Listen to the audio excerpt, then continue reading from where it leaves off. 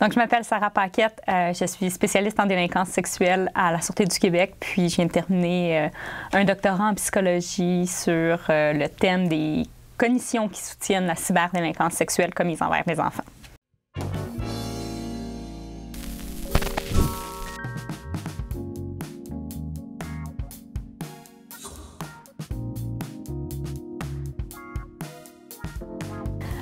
Les cognitions, c'est un grand terme, c'est un ensemble de processus cognitifs qui permet le traitement de l'information. Essentiellement, c'est tout ce qui permet à l'individu de s'expliquer, de comprendre, de faire des prédictions à propos du monde dans lequel dans lequel on vit. Donc, des prédictions puis des hypothèses qu'on va tester un peu à propos de nous-mêmes, à propos des autres. Plus spécifiquement, chez les délinquants sexuels, on va regarder toutes les cognitions, les croyances que ces individus-là entretiennent à propos, évidemment, d'eux, à propos du monde qui les entoure, mais également plus spécifiquement à propos des victimes de délits sexuels.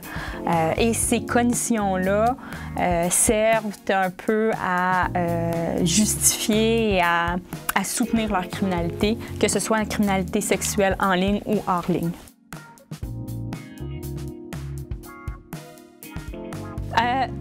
Donc, traditionnellement, les études qui ont regardé les agresseurs sexuels avec contact ont montré que ces individus-là avaient un certain nombre de croyances qu'ils utilisaient pour soutenir leur criminalité, pour favoriser le passage à l'acte.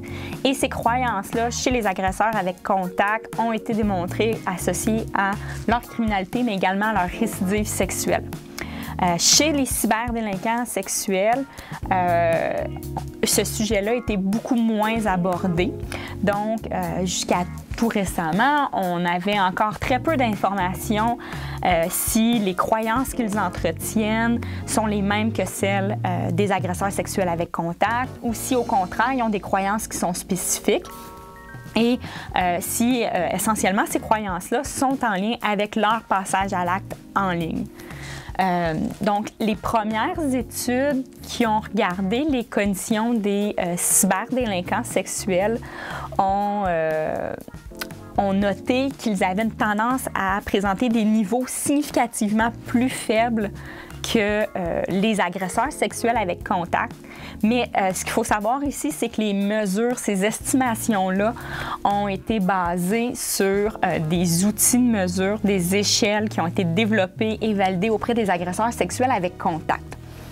Donc, en supposant que les cyberdélinquants sexuels présenteraient un certain nombre de croyances qui leur seraient propres, bien, dans cette mesure-là, il nous faudrait des outils de mesure qui seraient développés spécifiquement pour tenir compte de ces croyances-là, pour éventuellement déterminer si, oui ou non, ces croyances-là sont associées à leur passage à l'acte. Bien, parmi les croyances qu'on retrouve assez fréquemment chez les cyberdélinquants, il y a toute l'idée selon laquelle l'Internet est incontrôlable, que sans l'Internet, aucun délit aurait été commis.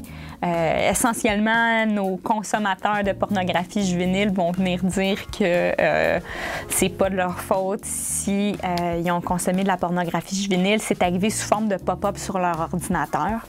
À l'inverse, les gens qui sollicitent sexuellement des enfants en ligne, qui ont des communications à caractère sexuel, viennent dire qu'ils ne pouvaient pas empêcher les jeunes de venir avoir ce genre de conversation-là avec eux sur les réseaux de clavardage.